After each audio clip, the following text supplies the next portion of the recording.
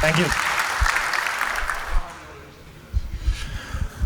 All right, so I'll be your host before the lunch break, so hope you're ready.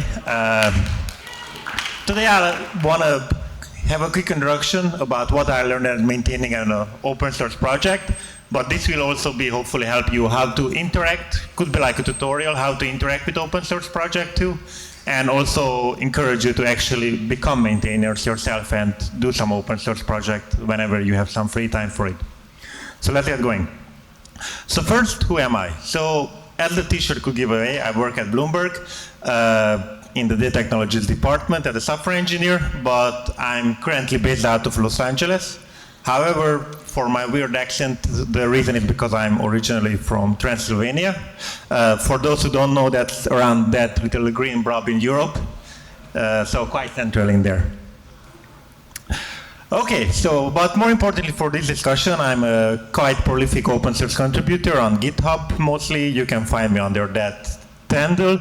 I have a blog, but more importantly, I'm also a member of the Python Packaging Authority. I maintain mostly these three projects on virtualenv, PyTexas build, but also I have some other popular projects I maintain, such as Platform Dir stocks or pipdep3, pipapps. Those are the, I would say, the most popular ones. I'm also a parent to these two lovely Yorkshire Terriers, and I'll call them on throughout the call just to lighten up the mood a wee bit. So let's get the journey started.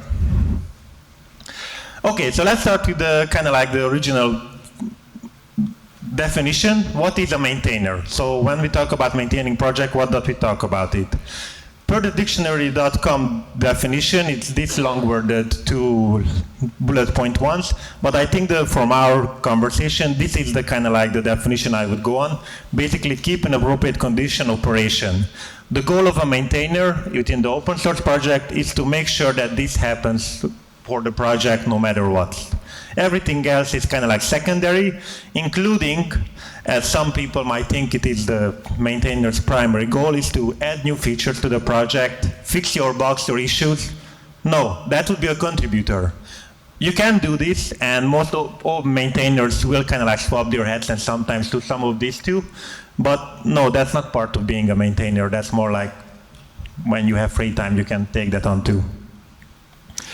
Okay, so the first thing, if you have a project and you want to maintain that project, is to make sure that that project is actually discoverable and the users can interact with it. And within the Python world, this primarily means that, hey, upload it to the PyPI project, if it's a library or a tool, make sure it's installable, and more importantly, make sure that the user can find information about the project that is important for them using it. Some of this project does, as shown for the demo from the Tux project documentation, is that link to the documentation, link to the homepage, link to the release notes, and a link to the source and an issue tracker where they can interact with your project, submit feature, get bugs, stuff like that. Now, another kind of like primary goal of the maintainer is to make sure that the consumption and contributing to the code is familiar. This is important because people are busy with their lives, so they have a lot of things going on. So you want to make sure that it as easy as possible for them to actually help out with the project and consume the project. So when it comes to like consuming the project, it mostly means make sure that's installable via pip, or if your project especially is mostly data science related, then you want to be able to, you have like a conda installation, and then the code is available in some widely used GitHub, such as GitHub. You can use GitLab also, but this kind of like goes against the law of least surprises. Okay, so another core responsibility of a maintainer would be to send ground rules. This is Python. We all are consenting adults, but even then, adults sometimes misbehave. So when that happens, it needs to make sure that whoever is interacting with your project knows what are the rules to follow and by what they will be maybe banned or not. So make sure that your project has a code of conduct attached to it. So then when people don't interact how maybe you wish they interact, you can sideline them on actual rules rather than just arbitrary rules. Okay. Now, another kind of like primary job of a maintainer would be to actually triage incoming bug reports. Oftentimes, users don't actually know what they submit is a bug or feature, or maybe both. So it's kind of like the maintainer's goal, or not goal, but job, to make sure that when they submit a help request, you can tell them, hey, this is a bug, or hey, you're just using the tool incorrectly, stuff like that. So a lot of the time you're going to spend on basically just triaging the incoming bug reports and giving a kind of like a judgment on them. For this one, I recommend to use templates.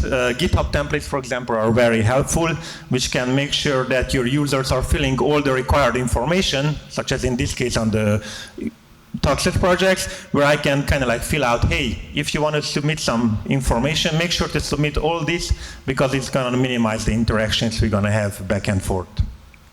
Okay? Now, I think at this point it's where I should remind all of us that communication is deceptively hard. Ned Batchelor had a great keynote at the last year's PyCon US where he talked about it more in detail. But I would like to just highlight 2 points out of his presentation. One, we have all different communication styles. This is kind of like visualized here by the fact that each of the heads look kind of different. So our heads operate differently. Keep this in mind whenever you're communicating through like any kind of like issue tracker with someone. And also remember that whenever we communicate, we have a lot of nonverbal communication that we can pick up. Of course, when we are communicating over like a written format, it's even harder because your locals context attention span also might be, like this actually might be me whenever I'm reading your issue. Maybe I just have 20 seconds before my deployment finishes and I decide to have a look at the bug tracker, and I might be just this kind of like a bit short on attention, so to say. So if, for example, I reply to your issue in just 5 words, that doesn't mean that I don't care about your issue. Is that maybe just that how much time I had at the moment. Okay? So, in general, to sum it up, be polite and patient. Always give benefit of doubt. Remember, it's not that they hate you, they might just communicate differently. And finally, and this is kind of like maybe like my pet peeve, but please refrain tagging the people when you open the issue. Most of the maintainers will follow their projects and they'll get to it when they'll get to it. That being said, if I don't reply a week later, now you can tag me because maybe I just missed it. But don't start with a tag because it just comes across as you're a bit entitled and you're kind of like pushy about it and you're like, okay, I get it. It's an open source project. You don't actually get paid to do it. So keep that in mind whenever you're interacting. Okay? Now, just to go back beforehand, if you're a user and you're submitting a bug report, make sure that whatever you're kind of like trying to communicate is easily reproducible. First, always check if there's already an issue open. And if there isn't, then make sure that ideally, my preferred issue is when someone submits kind of like a Docker build repo, because then it's very easy to replicate it and I can see exactly what's happening. But if that's not possible, at least have a GitHub repository that demonstrates the problem and it's easy to reproduce again. And also provide detailed description of exactly what's happening. And just a general rule of thumb, more information is better than less. I as the maintainer will be able to ignore all the parts that are not relevant for this bug report. But if you don't provide information, that just means that I will need to ask for that information, and we're just having a lot more back and forth, and we're wasting both of our times rather than just have one-time interaction with each other. So one interesting thing, which I think many people kind of like forget, if you submit a stack trace, please don't submit the final 3 lines, because the other 5 above it might be just as interesting for me to find out what's happening actually.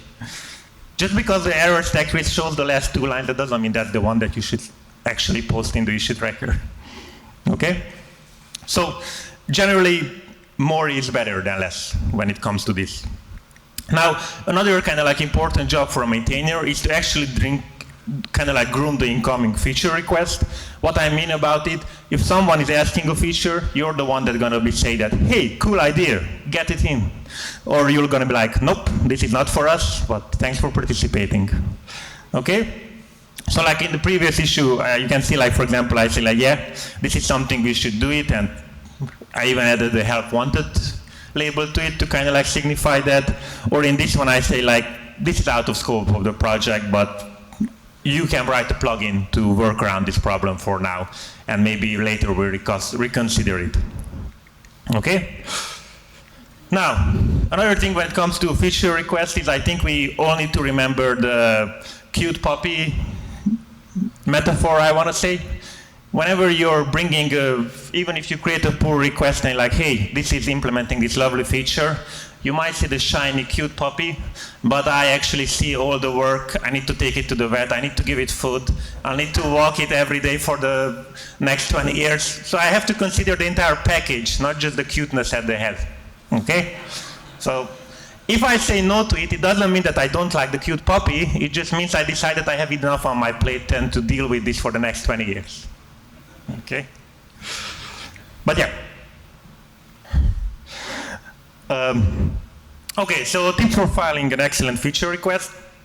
First, read the documentation to check if there is an alternative solution for it. Sometimes we can do things in many places, in many ways, and kind of like the zen of Python is to try to have just one way to do something.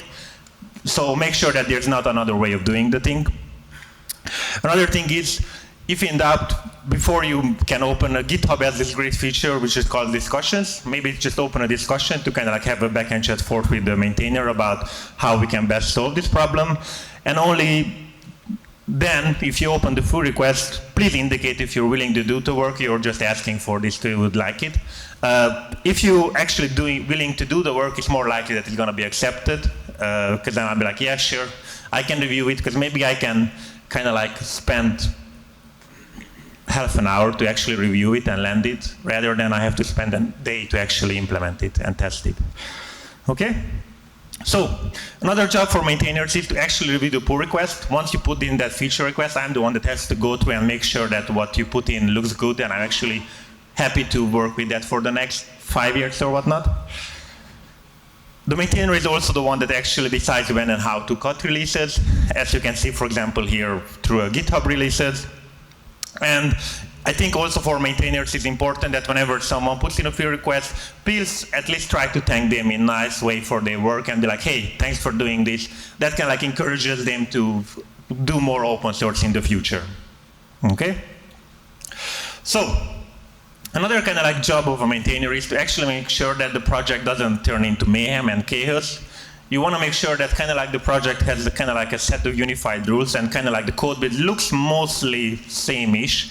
This is important because if every corner of the code base has a different structure, different style, it's quickly going to turn into a nightmare to actually try to maintain it or actually try to make changes across multiple layers of it. So this is more of an art than an exact science, but generally what you want to do is make sure that follow a unified set of rules that mostly lives in the maintainer heads. If you can codify it in a written text, bonus points for you, but generally I don't think this really lives in there. If you're, I think I went a bit too ahead. Okay, so another kind of like important thing is make sure that your project also has a changelog. I don't really care if your changelog is a GitHub release, as in this case, or it's actually like a release page. Doesn't really matter at the end of the day, but make sure somehow the people can find out what went in each of the releases so they can actually interact better with that project. Okay? Now, as you can see from up to this point, there's a lot of work involved in actually maintaining a project. So it is important that you kind of like, so you don't burn out too easily, make sure to let other people help you out. Now this is a bit of contradictory because in order to let other people help you out, you actually have to put in a lot of work. But it's one of those where you're hoping that in long term the investment pays off. What do I mean by you have to do a lot of work? For example, you need to actually write a contributing guide. This will help your people actually do contributions to your project. Basically, in the contributing guide, you should tell out, hey, how to set up a quick development environment, how can they run the test suite, just so that they can quickly get off the ground and check whatever they are doing looks sane and works correctly. If you get really fancy, you can even have a dedicated page in your documentation, as in this case, where you can even kind of like codify more non-exact requirements. But another thing that you need to make sure is that your CI remains green. If you see a CI like this, that is all green, everything's great, you know if you put in a bug request or a bug fix or a feature addition, it's going to be very easy to accept it because the CI is already green. I just have to review it, and if I like how it looks, I can land it. However, if you're more like a project that this, that every third one fails or maybe doesn't pass it, you're like, even if you make that improvement, are you gonna be like, well, I can't actually land it until the CI is green, so now you have to like do other work for them. Another thing is that people are easy to get distracted. And if your CI takes a long time to run, it will mean that by the time the CI, they don't even stick around to check that actually whatever pull request they put in actually lands. So you want to make sure that the CI runs as fast as possible, so you have as quick feedback as possible, so they're still around by the time the CI fails to see, oh, okay, I need to do one more change before I go off and do my other works. Okay? Like for example, in this case, this is not always possible, but if it's like takes 20 minutes to run the CI, you know 20 minutes later everyone's at the coffee shop by then and not still at their computer checking if it's fine or not. Okay? Now, another important thing, remember to always run your documentation build too as part of your CI, and for this one the read the docs is actually quite really good. It allows you to set up documentation builds on your PR, and as you can see here you can actually have a nice warning at the top of the documentation that, hey, this page was created from a pull request. This means that if people do bad documentation, you can see them before merging it, and you'll not have to do like follow-up work for it. Plus, this is also good for the user who's doing the documentation build, because they can actually see if they are doing even the documentation improvements, how it's going to end up. Okay? What I said before, and that make sure the CI remains green, also apply for the documentation build. So for example, you should either set up automated email alerting or at least check periodically that your documentation builds are still working or not on your, for example, by logging into your dashboard in Read the Docs. Okay? So, as I said, another thing that I think it's a great rule to release often and small. And to achieve this, it's your job as a maintainer to make sure that releasing is easy and trivial. And the way you achieve this is to actually make it very simple, make basically the release kind of like a one-button press, and also at the same time define a versioning policy, so anyone who's around, any maintainer, can easily decide what should be the next release version. Okay? This can be achieved, for example, if you go for semantic versioning, and then you can see are there any bug fixes, feature requests, breaking changes, that's how I have to bump the version number, or you just use calendar versioning, and then it's kind of like whatever the date is today is the version. Okay? Now, another thing that as a maintainer you will thank your life, and I find it very helpful, that even though users hate it and contributors hate it, I always enforce that whatever change you do, it needs to have at least one test to it. Because it might be easy to merge it without a test today, but in 1 year's time or 2 years' time, it's going to save me from breaking someone else or breaking yourself. So kind of like enforce that, hey, tests are required every pull request. Otherwise, thank you, but I'm not going to merge your PR no matter how great it is.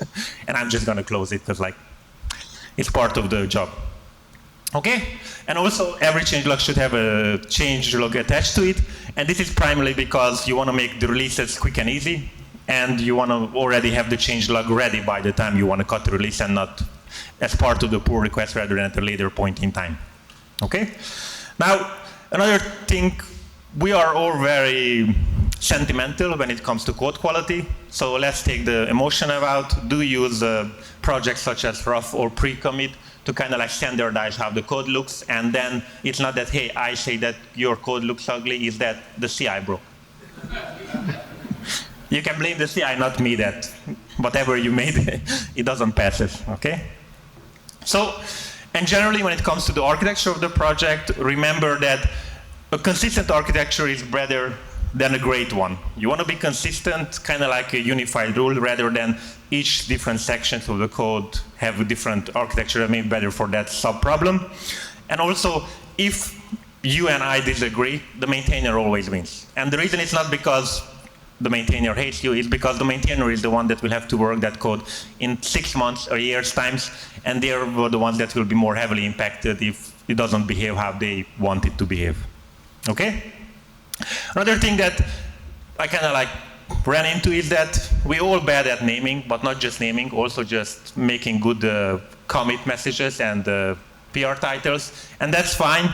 It's up to the maintainer to, whenever they are merging the pull request or the bug fix, to use the GitHub UI, for example, to reword it and make it look nicer to whatever they like better. And yeah, don't let some bad PR titles discourage contributors from your project or commit messages. Okay, so another thing that we, as a maintainer, you want to do to actually let other people out is to create a community. And the way you do it is generally use your issue tracker for most of the things, your discussions on GitHub. Also, you can create a sync channel. You don't have to create your own Discord server. For example, the Python Packaging Authority has a server. Any project under that authority can have there, and that way other Python Packaging Authority Discord server can help other people whenever they get hold up or lost. Remember to advertise your project by any of the what you'd call popular channels, such as forums in this case, and also occasionally go on Stack Overflow and answer some questions, and maybe just encourage people on Stack Overflow to post their questions on the GitHub issues to kind of like have a unified place. But Stack Overflow still is one of the go-to places whenever, especially new people out of college tend to go whenever they run into some project rather than an issue tracker. Okay? Now, how to attract maintainers to your project? I think this kind of like boils down to like encourage people to contribute more. If they came around, they did want a few contributions, just give them more responsibility. Generally, people are, I think a lot of people think that something is too complicated, that it can't help out. But remember, you don't become a maintainer by suddenly from day 1 to day 2. It takes time. And the longer you stick around and the more you interact with the project, you're more will be able to become a maintainer.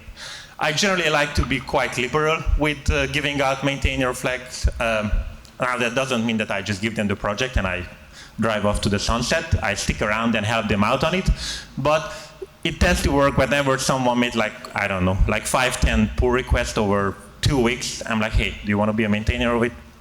I'm happy to get help out on it.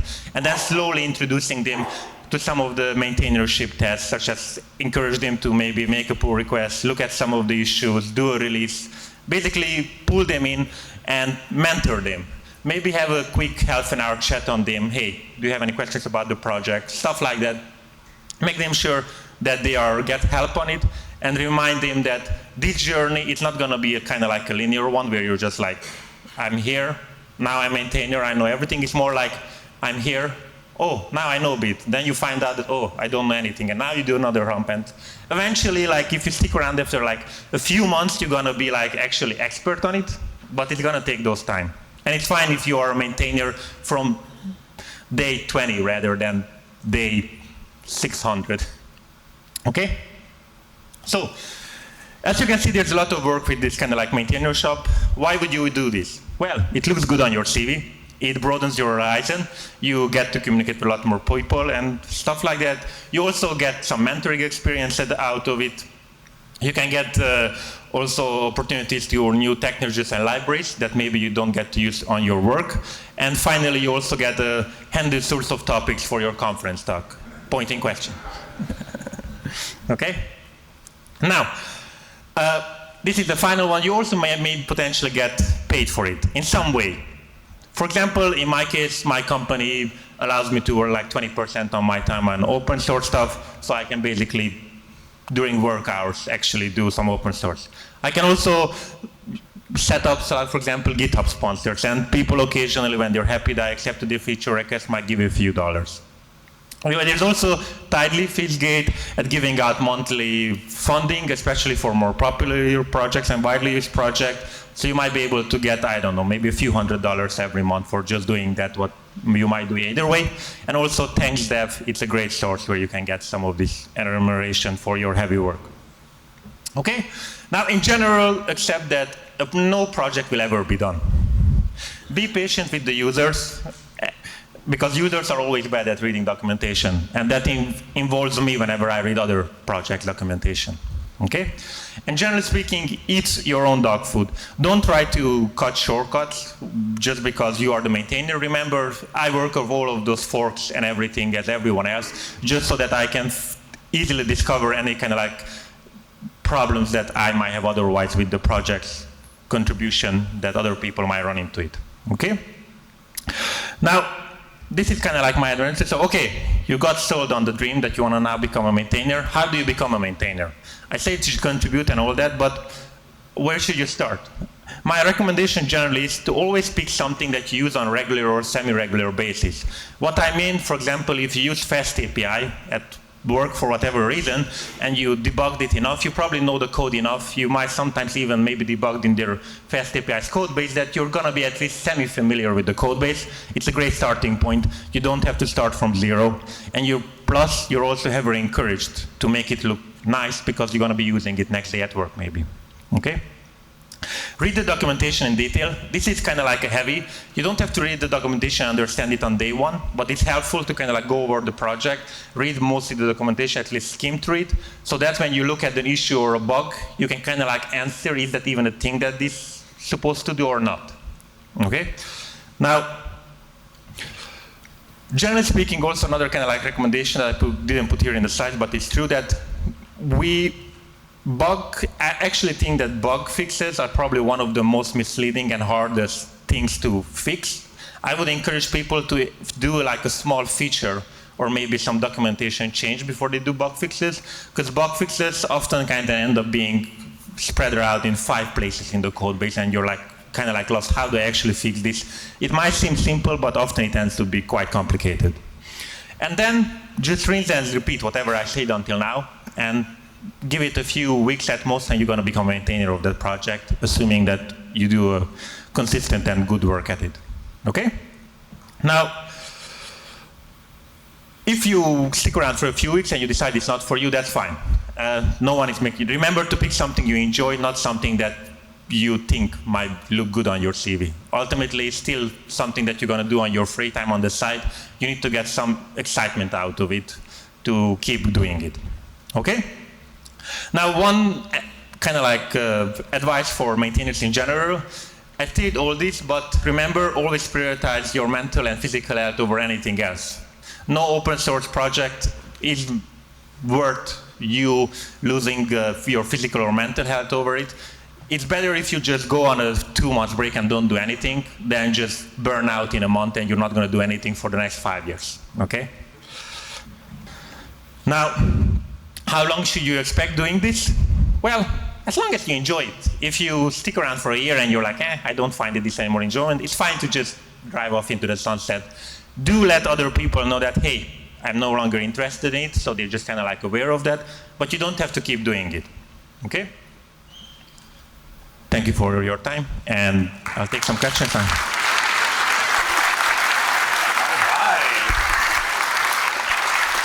Got a lot of questions. I got a lot of questions here.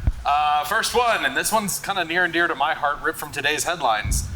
Do you know of any potential solutions that open source can use to solve the issues presented by the XZ package backdoor? I don't think there's anything there to, like, no amount of process. Like, that person didn't just, it wasn't the case that someone showed up on day 2 and, hey, can I maintain it? Yeah, cool, it's all yours. The guy actually stuck around for a year and helped out consistently. It's built kind of like it was in the long run, build the long run game.